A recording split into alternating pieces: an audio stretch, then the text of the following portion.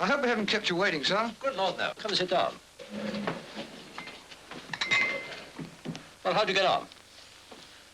Well, we did a low-level attack.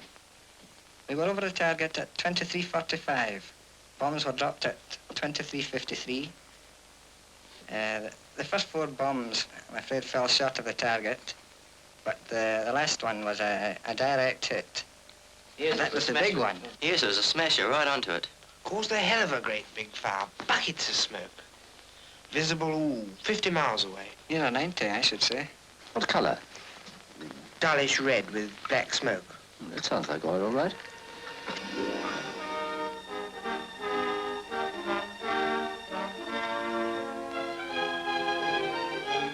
I'm afraid I didn't see very much. I was rather busy at the time. Right. Well, that seems to be all. Good show. Good night. Good night.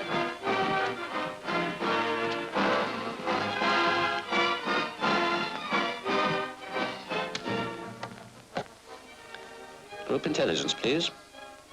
Intelligence Militant speaking. Tonight's operations. The objective is reached and heavily bombed. Large fires and explosions were seen. All our aircraft returned. I'll send you details in the morning. Good night.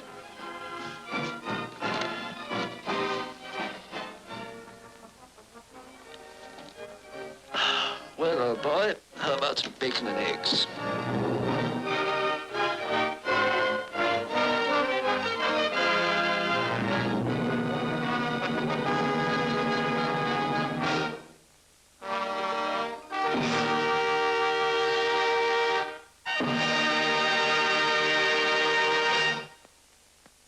Now let us look at the operations they took part in.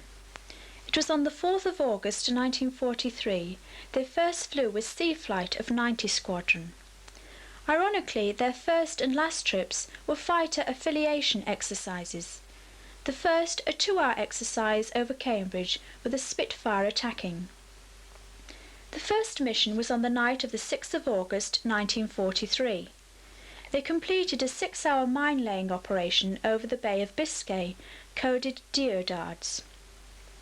During this operation, 8 enemy aircraft were encountered. Sterling Yorker taking off on the night 23rd of August 1943 to attack Berlin.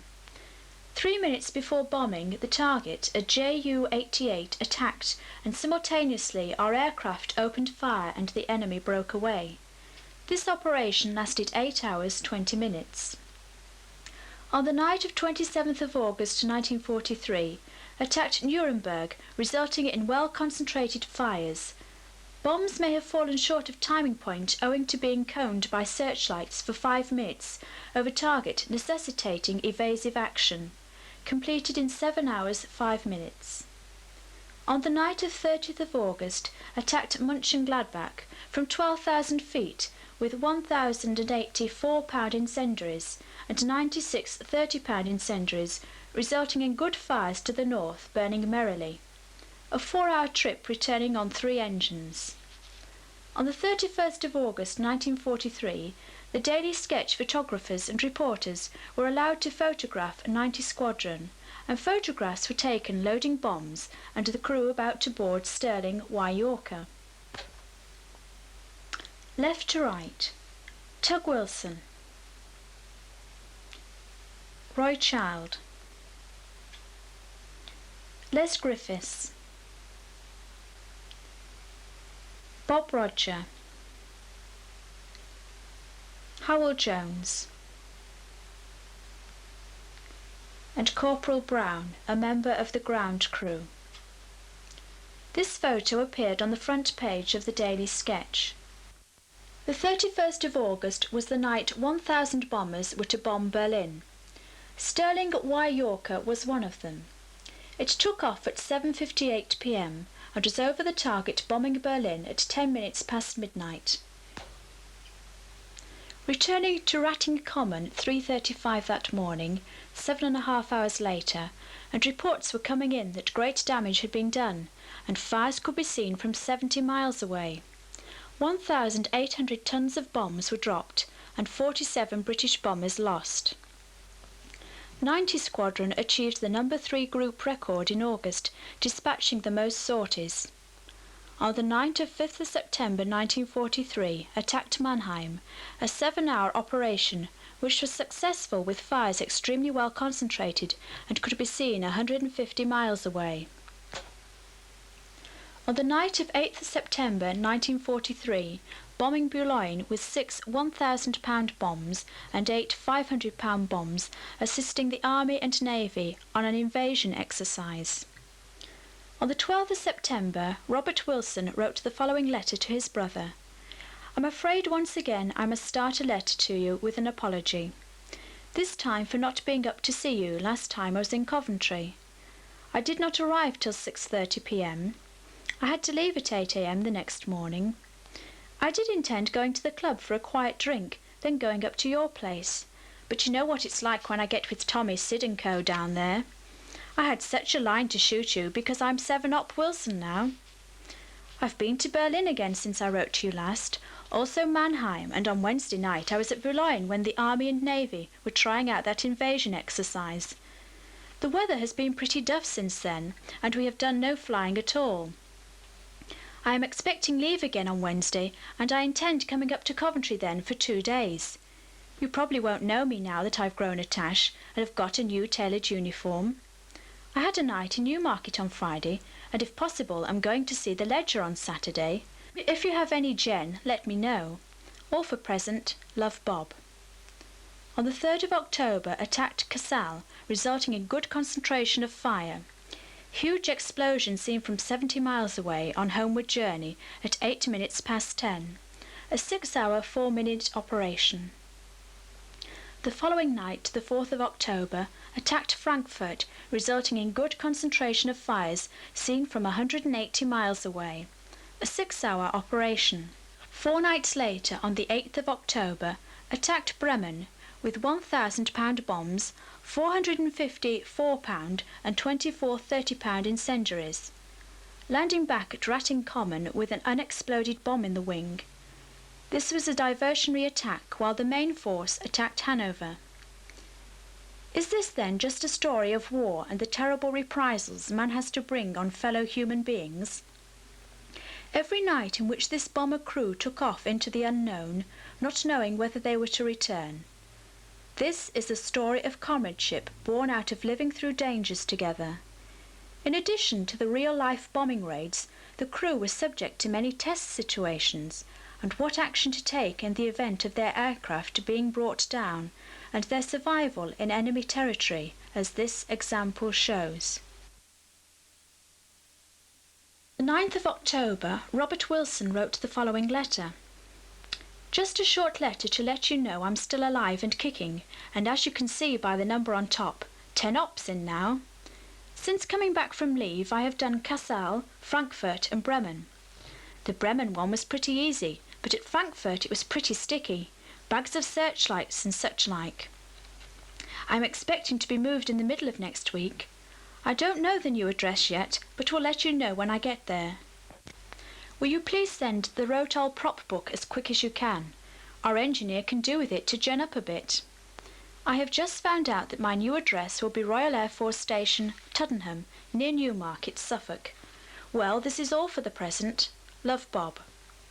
On the 13th of October, 90 Squadron transferred from West Ratting to Tuddenham, and Sterling LK-380 and its crew spent the following 2 days ferrying equipment to Tuddenham. No operations were to take place apart from air testing and low-level bombing exercises, and on the 20th of October the crew went on leave, arriving back early November. Robert Wilson wrote the following letter to his parents. Just a few lines to let you know I've arrived back okay, and back to some good weather. It was lovely yesterday and today again. Enclosed find 3 oranges for the bairn, also bar of chocolate. I saw you in the bairn when the train passed. I also saw father along beside Madison's. I waved, but you did not see me. I have been trying to get a decent comb here, but I can't. So if you can come across a good one, you can send it on, please. Well, this is all for now. Love, Bob. Robert Wilson's letters are used as an example to show the shortages of food and other commodities during wartime, which today we take for granted. These letters are the only ones available. As there were no night operations, the crew were allowed the occasional night off duty.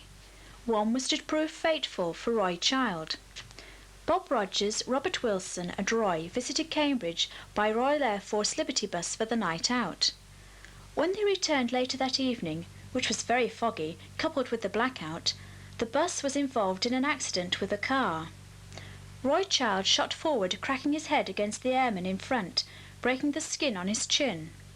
Bob Roger and Tug Wilson were uninjured and all returned to camp. Roy was having problems with his skin, and for the next 2 days a rash spread and the sores were weeping. When visiting sick quarters, it was diagnosed as impetigo, and there were doubts as to whether it would spread further, particularly when wearing an oxygen mask and helmet. He was admitted to hospital so that he could be treated regularly. The rest of the crew carried on as usual. It was often arranged for an experienced crew to train less experienced members of the squadron. It was arranged to take a pilot, Flight Sergeant Lee Smith, and 2 air gunners, Flight Sergeant Morley Loyst and Sergeant Gordon Batten, on a fighter affiliation exercise. Flight Sergeant Lee Smith, aged 21, pilot from Oldham, Lancashire. After leaving school, worked in the cotton industry, enlisting in the Royal Air Force in July 1941 when he was 18 years old. Posted to Canada in March 1942 for pilot training, returning to England in April 1943 to 18 Advanced Flying Unit at Church Lawford. Posted in June 1943 to 26 Operational Training Unit, then to 1651 Conversion Unit, and 90 Squadron on the 9th of October 1943. He was tragically killed on the 9th of November 1943, having been with the squadron exactly 1 month. Flight Sergeant Morley Loyce, aged 30, air gunner from Ontario, Canada. A married man. His son Brian was to be born in December 1943, 1 month after his tragic death.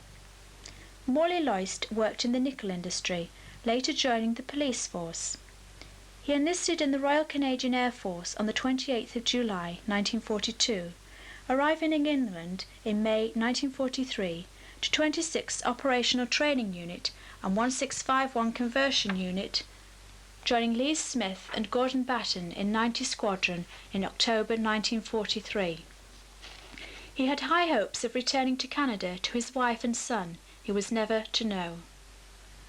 Sergeant Gordon Batten, aged 22, air gunner from Croydon, Surrey. On leaving school, he worked in a local garage, then a spell with the gas board, enlisting in the Royal Air Force in May 1941. He went to Rhodesia to train as an air gunner, returning to England to 26 Operational Training Unit, joining Lee Smith and Morley Loyst at Tuddenham with 90 Squadron. On the evening of the 8th of November 1943, Roy Child still in hospital, Robert Wilson replied to a letter received from home. Dear Mam and Dad and all, received your letter this morning and am pleased you're all okay. Sorry I have no more fruit for the bairn. I am glad he enjoyed the oranges. I will have to write to Nora now that she is back off leave, although I bet she did not like going back. Bid wants me to go to Coventry when Jim gets leave. I will go through if I get the time off. Well, this is all for the present. Love, Bob. Signed with 13 kisses. By the time his parents had received this letter, he had been killed. On the morning of 9th of November, Flight Sergeant Ronald Brown was preparing his Hurricane KW-800 at the Air Fighter Development Unit at Newmarket and took off for affiliation exercises with Sterling bombers at Royal Air Force Tuddenham. Flight Sergeant Brown was an experienced pilot, having spent 8 months in Malta, participating in the island's defences and completing 30 sorties, many over Sicily. Back at Tuddenham, Sterling T. Tommy took off for an exercise with Flight Sergeant Brown's Hurricane and was to return safely. The 9 crew of Sterling Y. Yorker were repairing to board. Sergeant Stubbs, in charge of ground crew, was going to take the place of Cliff Mitchell, who had a cold, but Cliff decided to go, hoping being thrown about the skies would clear his head. Sergeant Stubbs waved Y Yorker ready for dispersal and returned to the canteen. It was nearly midday, and Roy Child, whose hospital treatment had been a success, decided to go with the crew, cycling to Dispersal Point, only to find Y Yorker taxiing for takeoff, knowing Bob Roger and the crew had seen him and thought it a laugh to leave him on the edge of the runway. Roy returned to the hospital to play cards. Sterling Y Yorker was now airborne with the Hurricane. This was a common exercise which entailed the fighter making attacks on the bomber to assist gunnery training and evasion tactics. Working in a field near Shippey Hill were Kate Cobbin and her daughter Edna, harvesting sugar beet with Italian prisoners of war. Being familiar with aircraft flying in the area, Kate recalls a Hurricane fighter and Sterling bomber flying around on an exercise. Then the Hurricane came from under the Sterling, slicing off a section of the starboard wing. Flight Lieutenant Roger could have bailed out, but having 8 lives to consider, fought to control the stricken bomber, which went into a circular dive, crashing into the soft fenland at Sedge Fen, with the tragic loss of the 9 airmen on board. Flight Lieutenant Robert Roger, Pilot Officer Clifford Mitchell, Flight Sergeant Howell Jones, Flight Sergeant Lee Smith, Sergeant Robert Wilson, Sergeant Leslie Griffiths, Sergeant Edward Devaney, Sergeant Gordon Batten, and Flight Sergeant Morley Loyst. Flight Sergeant Brown, the Hurricane pilot, managed to bail out, falling through telephone cables onto the railway line, narrowly being missed by an oncoming train which stopped to attend to him. He was found to be suffering from concussion and a broken arm. He also survived the war, but his whereabouts are unknown.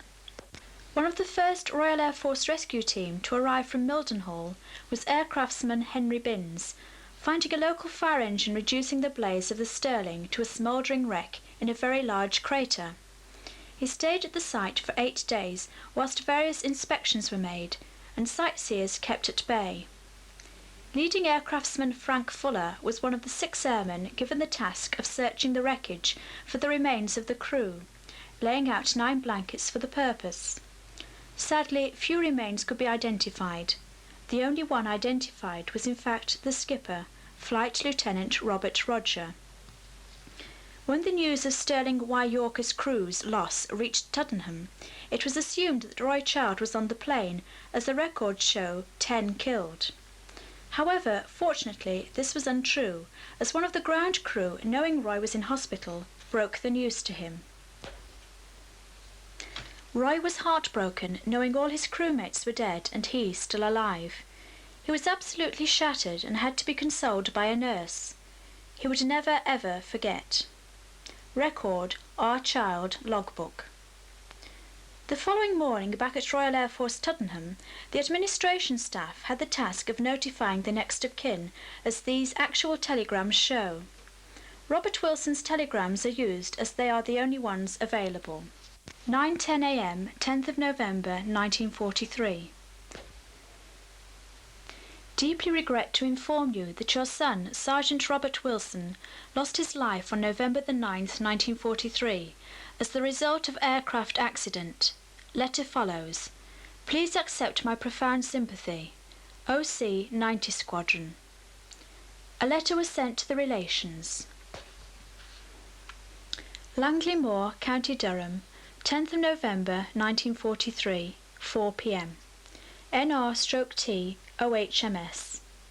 Mrs. A. MacDonough, 6 Mill Lane, Langley Moor, County Durham. 10th of November.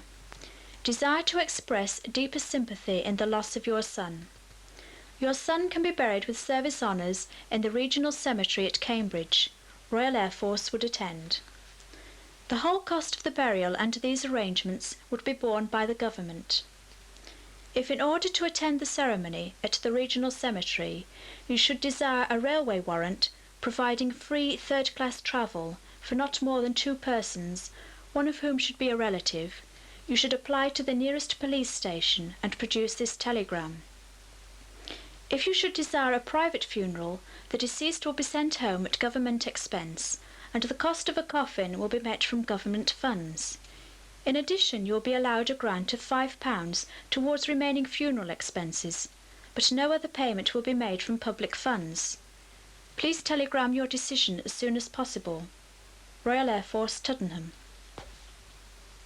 Cambridge Cemetery was normally used for airmen from 90 Squadron if they were not returned to their home towns, but due to Air Ministry instructions, the plans were changed. The reason we will probably never know. 11th of November 1943, 12 a.m. Further to signal yesterday's date, body not yet recovered. Further information being wired earliest moment. Royal Air Force, Tuddenham. 11th of November 1943, 6:48 p.m. 11th of November. Deeply regret body unidentifiable. Funeral in communal grave at Beckrow Cemetery, Saturday 13th of November at 2 p.m. Will meet Cambridge on receipt of your telegraphic instructions. Royal Air Force, Tuddenham. 12th of November 1943, 6:47. Please arrange arrive Cambridge about noon Saturday and signal time of arrival. Will meet train. Royal Air Force, Tuddenham. As can be seen by the dates and instructions, it was a very confusing time for the administration staff due to the unusual circumstances of the recovery of the bodies. Only 3 bodies were recovered by the 12th of November. On Saturday, the 13th of November 1943, the families from Scotland, Durham, London, Bury, Oldham and Coventry arrived at Cambridge Station to be met by Royal Air Force personnel for the journey to Royal Air Force Mildenhall. The following photographs show the 3 coffins in the chapel for the start of the full military funeral. Church of England chaplain Squadron Leader Ralph gave a summary of the accident and of the Air Ministry's decision regarding the burial. He was assisted by Squadron Leader Roberts, a Royal Canadian Air Force chaplain, and a Roman Catholic priest, Squadron Leader Rice. The coffins were then placed on a Royal Air Force tender for the solemn journey to St. John's, escorted by Royal Air Force personnel. The officer in the darker uniform was a member of the Royal Australian Air Force. Roy Child accompanied the coffins and is the first airman on the left nearest camera. Sergeant George Brierley of 90 Squadron can be seen at the rear of right column. The relations are in the personnel carrier following. The cortege arrives at St. John's. Waiting in the church entrance are the chaplains, Squadron Leader Ralph, Squadron Leader Rice and Squadron Leader Roberts. The entrance is still the same today. The coffins, led by Squadron Leader Ralph and borne by non-commissioned officers of 90 Squadron to the war graves plot at the rear of the church. Sergeant Colin Mitchinson of the Royal Australian Air Force, who came to England with Howell Jones, is the airman bearing the front of the second coffin. Arthur Stubbs, one of the ground crew, was also a pallbearer, not on photograph. The coffins are finally laid to rest. The many relations can be seen in the background. The Guard of Honour on the left for the sounding of the last post and final salute. Pilot Officer Middleton's grave can be seen in the foreground with the flower vase. After the funeral, all returned to Mildenhall for refreshments. Roy Child then accompanied the relations to Shapir Hill Station to return to their hometowns by train. Roy did not reveal that the crash site was visible from the platform. Even as the families waited, the task of finding bodies of the other crew members continued. A 4th body was found a few days later, and a 5th body found early 1944 and interred in St. John's. The only relations who did not attend for obvious reasons were Morley Loyce from Canada and Howell Jones from Australia. The following letter was sent to Morley Loyce's wife on the 17th of December 1943. 90 Squadron, Royal Air Force Station, Tuddenham, Bury St Edmunds, Suffolk. Dear Mrs. Loyce, I am writing to tell you all that is known regarding the sad death and funeral of your husband, Sergeant Loyce, and to explain that the delay in writing to you has been occasioned by the unusual circumstances of the accident. I feel that as his wife you would wish to know the full details, and so, although I hesitate to add to your grief and would like to spare your feelings, I am telling you what we know of the accident. With his crew, he was detailed for a routine flight in the vicinity of this airfield, and shortly afterwards news came through that the aircraft had been involved in an accident. Wing Commander Giles, who was commanding officer of the squadron at the time, together with his technical and medical officers and with a rescue party, rushed to the scene of the crash at Shippier Hill station near Mildenhall. It was found that following a mid-air collision with another machine, your husband's aircraft had crashed. The land in the area borders the fenlands, and while it can be walked over in safety, it is too soft to stand any heavy weight. The impact of the large aircraft on the soft ground had resulted in the machine completely burying itself, leaving no sign on the surface other than a crater. Every effort was immediately made to dig out the aircraft, and by nightfall one body was recovered. The next 2 days more bodies were discovered, but none of them was recognisable. The medical officer stated that death was absolutely instantaneous and that the crew could not have been aware of the accident. Immediate application was made to the Air Ministry for their instructions, and we were instructed to bury the 3 recovered bodies in a communal grave. The service took place at Mildenhall Airfield on November the 13th last. A large number of relatives were present in the station church, and before the service started, the Church of England Padre, Squadron Leader Ralph, gave them a description of the accident and of the Air Minister's decisions regarding the burial.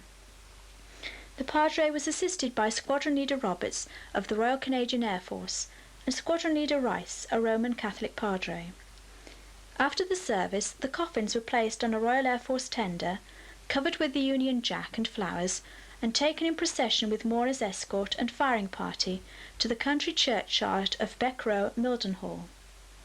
3 Padres united in carrying out the last sad rites. The dead men's comrades came up to the graveside and saluted a farewell to brave men. I have asked the Padre to send you photographs taken of the funeral service, as I feel you might like to have these. Such is the account of the accident and funeral. A 4th body has since been recovered and has been buried in the same grave. No one knows the identity of the recovered bodies, and the grave will be marked with 4 headstones as Unknown Airmen. The grave will be cared for in perpetuity by the Imperial War Graves Commission. Morley Loyst had only joined my squadron towards the end of October. He had proved himself to be an excellent air gunner, an accurate marksman, and above all, a man of character and integrity on whom one could rely. He was expected to complete a fine tour of operations. His loss is a blow to the squadron, but to you, as I can fully appreciate, it must be the most bitter tragedy of your life. Every member of my squadron was deeply shocked at his death, and I would ask you to accept the most profound sympathy of all of us. Please do not hesitate to write if I can be of any further assistance to you. Yours sincerely, Wing Commander Win Powell. Wing Commander Commanding No. 90 Squadron, Mrs. K. M. Loyst, Haileybury, Ontario, Canada. Roy Child had been deeply upset by the loss of his crew and was unable to remain in 90 Squadron and was transferred to 7 Pathfinder Squadron at Oakington, flying Lancasters, and participated in more bombing raids over Germany to Berlin, Stettin, Brunswick and other targets.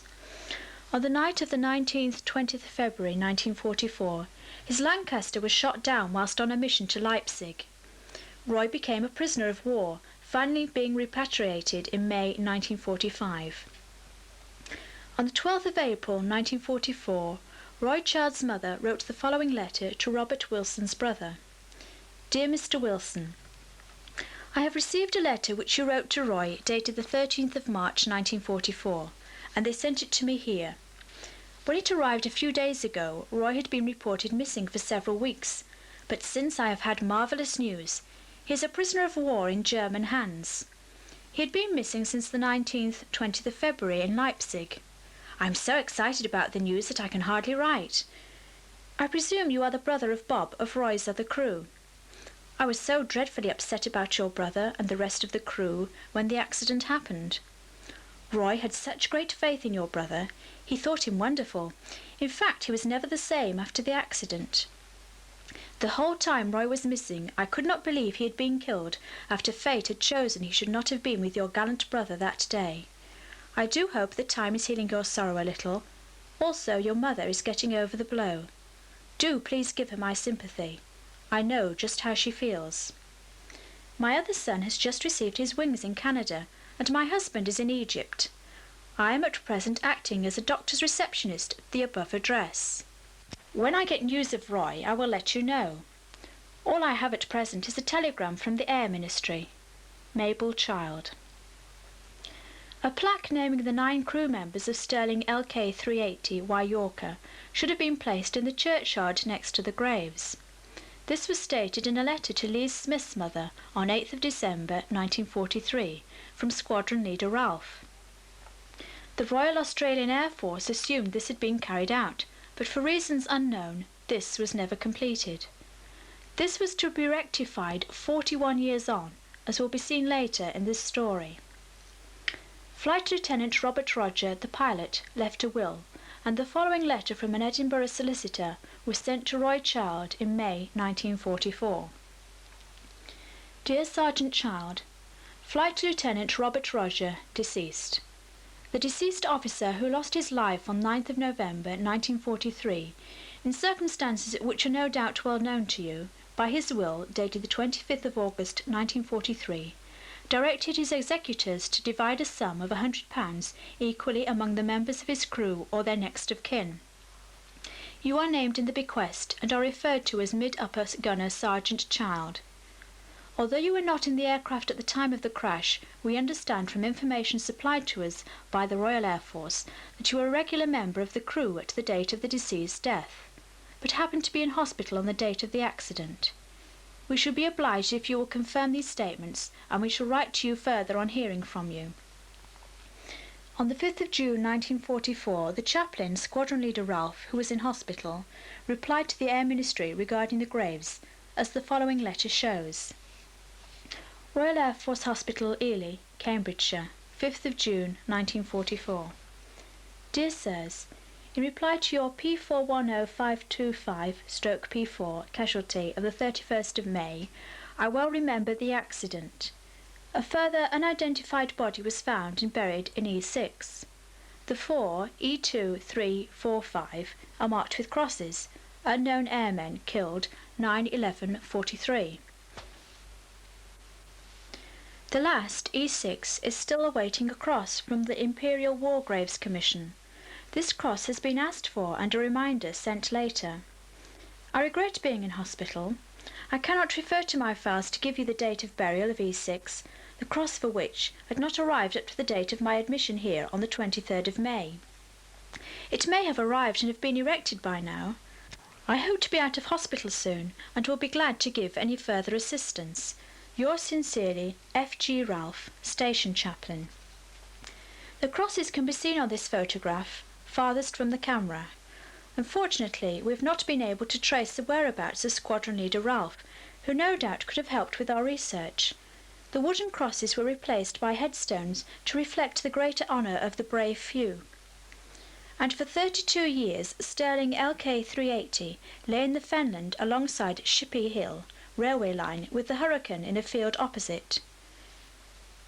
Forgotten apart from a few like Roy Child, who would never forget. In 1975, Ian McLachlan of Norwich, who in his spare time is an aviation historian researching and recovering aircraft that fell in East Anglia during the 1939-45 war, following up rumours of an aircraft buried in marshland near Shippey Hill Station, assisted by an eyewitness of the crash, Mr. Horace Thompson, who led him to Lodge Farm, Sedge Fen, where he spoke to Mr. and Mrs. Stanley Parr, who farmed the land known as Aeroplane Field. The Parrs had been finding parts of aircraft for many years. Ian McLachlan decided to try and gain permission to recover the aircraft in the hope that any items found could be preserved and serve some useful purpose as a tribute to the airmen who perished. The Ministry of Defence granted him permission to recover the aircraft in August 1975, as the following letter shows. The Ministry of Defence has no objection to your recovering the aircraft, provided the work is carried out in a responsible manner, in accordance with the conditions specified in our note of guidance, copy enclosed. If you have any queries about the matter covered in the note, do not hesitate to contact this branch. For some reason, the records of the Ministry of Defence were not updated after the war regarding the recovery of the bodies, but had the recovery not taken place, the story would not have been completed. It was not known how much of the aircraft was buried, as a lot of the wreckage had been put back in the crater and filled in. As can be seen by the photographs, a mechanical digger was used, and they were to find various parts of the aircraft over a 2-day period. There was an oxygen bottle and a parachute, a section of the wing and part of the undercarriage, as this photograph shows. 3 of the Hercules engines were found and set aside for aviation museums in the area. Positive identification came when an engine cowling panel bearing the serial number LK380 was found. Also, the Royal Australian Air Force cap badge of Howell Jones was found. Machine guns and live ammunition, which were returned to the local police, as this certificate shows, were also found. Horace Thompson is seen holding one of the propeller blades of Stirling LK380 retrieved from Sedge Fen. Derek Brown organised a further team in 1983 to excavate the 4th engine and part of a wing. This is Peter Wilson, son of Robert Wilson, who was adopted by his grandparents after the death of his father. Having known the basic story of how his father was killed, and upon the death of his grandfather in 1976, he received various items regarding his father's Royal Air Force service and decided to research further. During the research, he found Roy Child did not fly with the rest of the crew on 9th of November 1943 and wondered if he was still alive. He located some of the relations of the crew and visited Beck Row, not knowing that the plane had been excavated 12 months before. During 1980, Jim Munro, secretary of 90 Squadron Association, who was writing a book on 90 Squadron, advertised for information, and Peter Wilson contacted Jim and told him the story. He gave him photographs and told him about Roy Child. Jim Munro located Roy Child in Basildon, Essex, and told Peter, who was hesitant in contacting him due to the circumstances of the accident. This is Roy Child, who after the Royal Air Force went into banking and rose to hold an executive position in the Trustees' Savings Bank. In the meantime, Roy moved to Brackley in Northamptonshire and reserved one of his rooms for various items of his Royal Air Force service, including a picture of Stirling LK380 and his crew, which seemed to start a chain of events. In 1982, Peter Wilson visited Roy Child for the first time, a strange and moving experience which turned out satisfactorily. With the help of Jim Munro, Ian McLachlan, who was writing a book on his aircraft recoveries, visited Roy Child and Peter Wilson. He gave Roy Child a propeller blade from Stirling LK380, as the picture shows. This was to play an important part later. Peter visited Roy on many occasions, and Roy suggested, as the graves were unnamed and no plaque erected, this should be done. After contacting the War Graves Commission, it was found that they had never been told about the plaque and the crew of Stirling LK380. After contacting Reverend Gordon Green, shown here, it was arranged, after receiving permission from church authorities, to place the propeller blade in the church as a tribute to the crew of Stirling LK380. Whilst arrangements were being made for a dedication service, Derek Brown located the Hurricane and received Ministry of Defence permission to excavate the plane on March the 10th, 1984, from the other side of the railway line at Shippey Hill, as this news item shows. One such wartime tragedy was remembered this weekend, as aviation enthusiasts excavated the remains of a Hurricane which collided with another British plane, a Stirling bomber, over a field at Shippey Hill in Cambridgeshire. The entire crew of the Stirling were killed. Julia Booth takes up the story. After 40 years buried in the Fenland soil, part of the Hurricane's wing sees the light of day again. Surprisingly intact, considering its fall of some 8,000 feet. Hurricane fighters were based at RAF Wittering during the war, and on November the 9th, 1943, one set off for a combat exercise with a Stirling bomber from RAF Tuddenham. But things went badly wrong. There was a mid-air collision and both planes spiraled to Earth. The Hurricane pilot ejected to safety, but 9 men aboard the Sterling were killed. Local residents who witnessed the crash were there at the weekend to see the Hurricane dug up. We were working in the field just over there, and we heard this bang in the sky, and we looked up and we saw this fighter nose diving down into the ground, and the bomber was over the railway line. The pilot, he landed on the railway lines, so they have to stop the luggage train from passing by, you see, by the time they released the pilot. Do you agree, Mabel, with all this digging up of this old wartime plane now, 40 years later? Shouldn't they just leave it to rest? No, I agree. If there's no bodies there, no one there, yes, get it up. I tried to get at it when it first went down. But now to see it come out, I think it's marvellous job. This is their second dig in these fields. The Sterling was unearthed several years ago. But why drag up wartime planes and their sad memories? Well, I think now that there's a tremendous interest in the Second World War, and I think these are, although only contemporary value, that they are reasonably, interesting historical items. Now, the pilot of the Hurricane actually bailed out, and you believe he may still be alive somewhere? That's right. We know that he survived to the end of the war, and even now he should only be in his 60s. His name was Ronald Heald Brown, and he'd been in the air defence of Malta before being stationed at RAF Wittering with the Air Fighting and Development Unit. So if he is around, we'd like to contact him, certainly. This is the Sterling crew. Pilot Skip is in the top left-hand corner. Rear gunner Roy Childs is bottom right with the dog. He should have been on that fatal flight, but he wasn't well that day. Despite painful memories of the death of his colleagues, he travelled to Shippey Hill to see the remains of the Hurricane. I wanted to be here. I felt I should be here, possibly as a tribute to the crew. I often think about them, and I just felt I had to be here. Was it a very emotional moment when you saw the engine of this plane which crashed with the plane that killed all your colleagues? It was very much so, yes, very much so. After 41 years, to come back here, and especially when it all happened up there. Yes, it was emotional. What sort of a man was the pilot of the bomber? Because presumably he could have bailed out and saved his own life. Skip could well have, but he would not do such a thing. He would have stayed with the crew.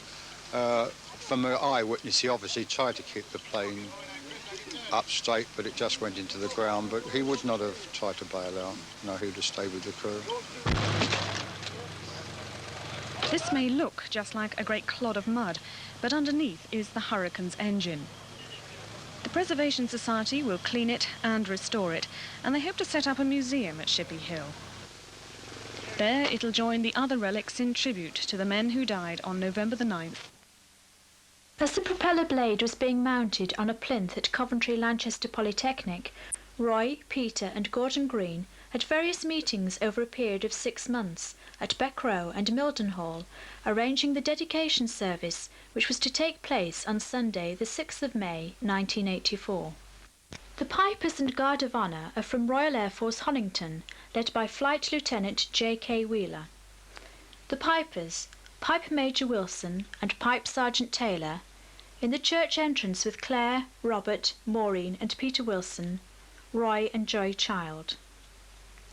Guests arriving for the service: Lieutenant Colonel and Mrs. Hampton from the United States Air Force, Mildenhall.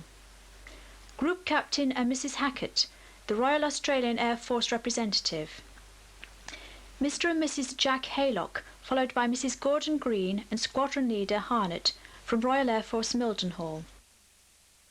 Group Captain W. Randall, CBE, DFC, DFC. From Royal Air Force Hendon, followed by Wing Commander D. Griffiths, AFC from Royal Air Force Honington. Lieutenant Colonel Birkinshaw, the Royal Canadian Air Force representative, with his wife and daughter being welcomed by Peter and Roy. Ian Hawkins, one of the members of the Sterling Recovery Team, being welcomed by Roy Child and Maureen Wilson.